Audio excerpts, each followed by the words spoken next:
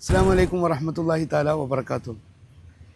വിശ്വാസി ഹൃദയങ്ങളിലെ വലിയ സന്തോഷം നിറച്ചുകൊണ്ട് ഹബീബായ സയ്യിദുനാ മുഹമ്മദ് റസൂലുള്ളാഹി സ്വല്ലല്ലാഹു അലൈഹി വസല്ലമ തങ്ങളുടെ 1500-ാമത്തെ തിരുവസന്തം, ആ ജന്മദിനം നമ്മളിലേക്ക് കടന്നു വരികയാണ്.